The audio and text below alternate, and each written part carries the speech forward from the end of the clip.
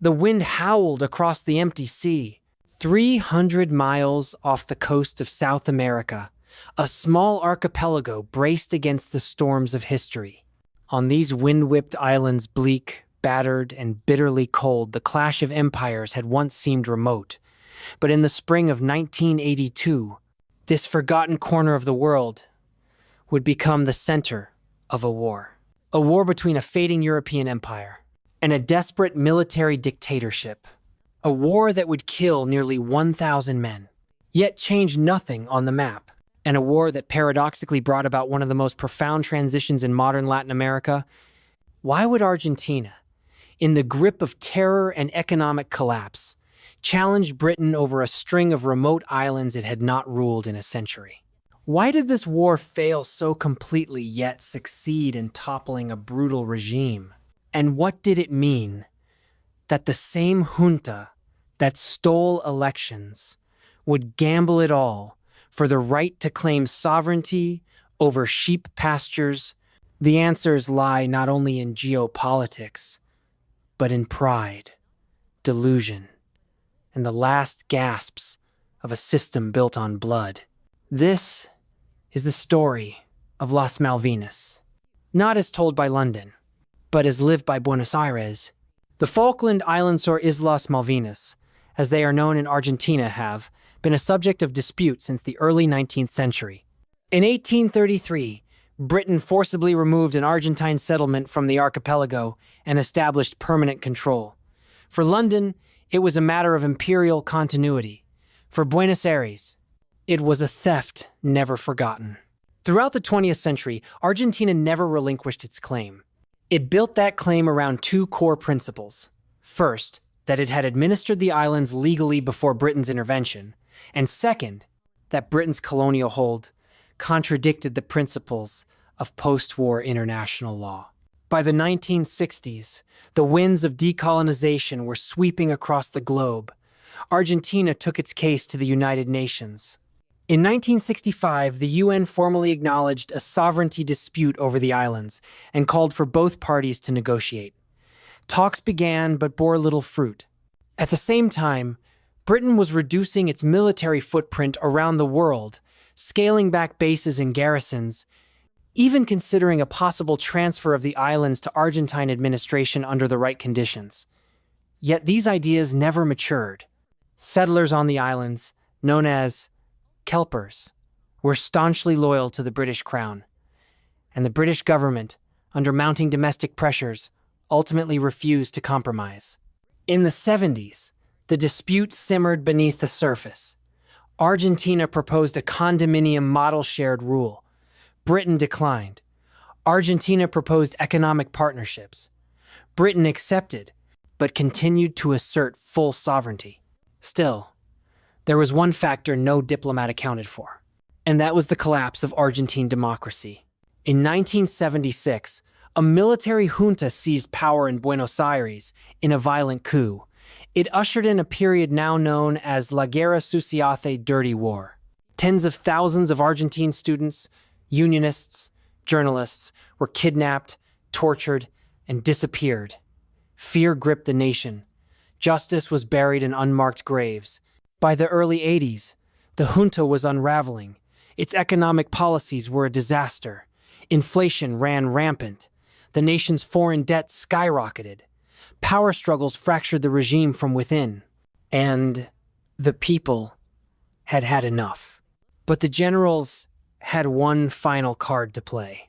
Nothing distracts a nation from its wounds like a war, and nothing rallies the flags like a righteous cause. So they looked to the South Atlantic, to those cold, rocky islands, and saw, not isolation, but opportunity. The invasion of Las Malvinas was not born of military strategy. It was born of desperation. General Leopoldo Galtieri, who seized the presidency in December 1981, believed a swift military operation would restore national pride, silence critics, and secure the junta's legitimacy. His co-conspirators Admiral Jorge Anaya and Brigadier General Omar Grafig Nagrid. They assumed, fatally, that Britain would not respond with force. Why would it? The archipelago was remote, underdefended, and economically insignificant. The British Navy was shrinking. Public support for colonial ventures was virtually non-existent. On March 19th, 1982, Argentine forces disguised as civilians landed on South Georgia Island. It was a test balloon. They raised the Argentine flag over an abandoned whaling station. London responded with alarm. Yet even then, its military response was limited in icebreaker carrying 22 Marines. Admiral Anaya took this as proof. Britain lacked the will to fight. Within days, the junta ordered a full invasion of the Malvinas. On April 2nd, Argentine troops landed at Port Stanley. They quickly overran the small British garrison. Governor Rex Hunt was forced to surrender. The Argentine flag flew over the capital, now renamed Puerto Argentino. There had been only one fatality. In Buenos Aires, the streets erupted in celebration. Crowds waved flags, cheered the military, chanted Las Malvinas son Argentinas. But beneath the jubilation lay cracks invisible to the public eye. The army sent to occupy the islands was poorly trained. Mostly conscripts, many lacked winter clothing, adequate food, or proper leadership. Some officers were brutal, even sadistic veterans of the dirty war, who treated their own soldiers with contempt. Worse, Argentina did not send its elite units. They were held back out of fear that neighboring Chile might exploit the conflict and invade Patagonia. The junta, having opened one front, dared not open another. And the most fatal miscalculation of all was that Margaret Thatcher would back down. Prime Minister Margaret Thatcher, often seen as embattled and unpopular before the crisis, saw in the invasion a line in the sand. This was not just about Las Malvinas, it was about Britain's reputation, about the legacy of empire, and about political survival. Within days, she convened a war cabinet. A task force was assembled. Dozens of warships, submarines, aircraft, and more than 8,000 troops were dispatched on an 8,000-mile journey across the Atlantic. The British fleet would sail and fight. For the junta, this was unexpected. They had hoped for negotiations, a symbolic victory. What they got was a slow, methodical, and ultimately devastating British counteroffensive. The first blood came far from the islands. On April 25th, British Special Forces retook South Georgia Island. The Argentine garrison surrendered without resistance. Then came May 1st. Operation Black Buck. British bombers flew from Ascension Island, refueled in midair multiple times, and dropped bombs on Port Stanley airfield. The damage was minimal, but the message was unmistakable. Nowhere was safe. And then, the sea turned deadly. On May 2nd, the British submarine HMS Conqueror torpedoed the Argentine cruiser General Belgrano.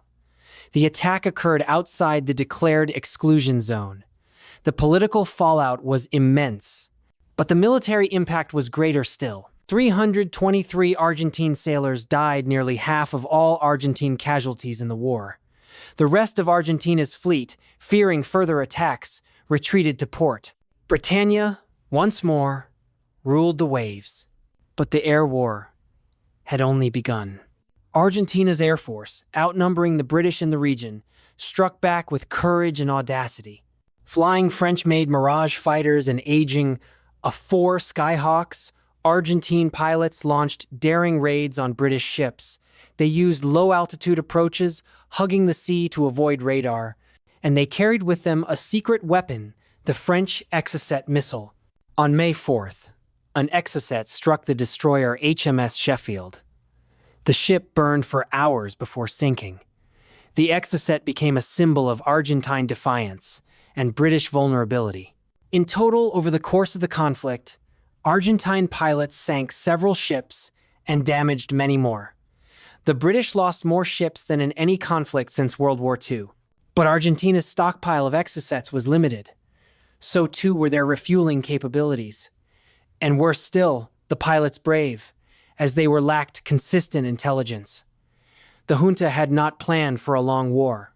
Now it was improvising, while its soldiers froze on the ground. By late May, the British made their move. They landed Marines and paratroopers at San Carlos Bay. The Argentines responded with fierce air attacks, sinking ships and causing chaos. But on land, they did not counterattack. Their troops had entrenched in fixed positions. Morale was low, supplies were short, and in the freezing wind, many soldiers had begun to lose faith, not just in the battle, but in the junta that had sent them there. British forces advanced inland. Slowly, but surely, the Battle of Goose Green followed. Outnumbered 3-1, British troops still prevailed. They took hundreds of prisoners. Then came the long march to Port Stanley. The war was now approaching its climax. Between June 11th and June 14th, British troops launched coordinated attacks on the hills surrounding the capital. Mount Longdon, Wireless Ridge, Tumbledown. Argentine defenders fought hard, but they were outmaneuvered, outgunned, and exhausted. General Mario Menendez, commander of Argentine forces in Las Malvinas, saw no path forward. With shellfire raining down on Puerto Argentino, he chose surrender. On June 14th, he formally capitulated. The British raised their flag once more. The cost? 649 Argentine lives, 255 British lives, and the end of an illusion. The junta, once cheered in the streets, now faced rage. For years, they had silenced dissent. Now, the silence was broken. Protests erupted across Argentina. Citizens demanded accountability for the war, for the repression, for the lies. Even some in the military joined the outcry. General Galtieri resigned in disgrace. The junta fractured. One by one, its leaders fell. And then, in 1983, Argentina held democratic elections. A nation that had drowned in fear for nearly a decade was free again. All because of a war that was never supposed to be real. The war was over, but its echoes reverberated far beyond the South Atlantic. In Britain, Margaret Thatcher emerged politically transformed. Before the war, she had been unpopular, her government rocked by recession and unrest. After victory, she became a national symbol of strength, winning re-election in a landslide. The Falklands War gave her what no domestic policy could: legitimacy through triumph. In Argentina, the contrast was stark. The junta had gambled everything and lost everything. The dirty war had already damaged the regime's standing. But the Malvinas defeat stripped it of its last shred of popular support. The thousands who had once cheered in the streets now gathered to condemn their leaders. Mothers of the disappeared marched in Buenos Aires, emboldened by the junta's failure. The media, no longer censored, published truths long hidden. Reinaldo Bignone, the last dictator of the junta, knew the end had come. He scheduled elections. Civilian rule returned. For the first time in years, Argentina had a free press, free assembly, and free speech. But the scars remained. The military, once revered, became distrusted. Veterans of the Malvinas returned home to a government that ignored them, a public that felt betrayed, and a society that struggled to understand what the war had truly been for. Many faced psychological trauma. Others were denied benefits. Some turned to protest, demanding recognition. For decades, their stories remained fragmented, half-told. And the islands themselves? Port Stanley, Puerto Argentina was left in ruins. Its infrastructure buckled under the strain of thousands of prisoners, British troops, and residents. The British rebuilt, modernized, and fortified. Today, the Falklands host a permanent garrison, with defensive positions stronger than ever before. The islanders' descendants of British settlers voted overwhelmingly to remain under British sovereignty. In their eyes, the war proved the necessity of protection. To Argentina, however, that vote means little. It is easy to dismiss wars fought over distant rocks and windswept islands. But wars are never just about land. They are about stories, legacies, what nations tell themselves when truth becomes too difficult, and what happens when those stories shatter. For Britain, the Falklands were about resolve. For Argentina, they were about redemption. Neither got what they wanted, but both got what they needed. The junta's defeat exposed its weakness. The democracy that followed, however imperfect, was a victory far greater than the islands themselves. But the names still echo. Las Malvinas in Buenos Aires, the Falklands in Westminster.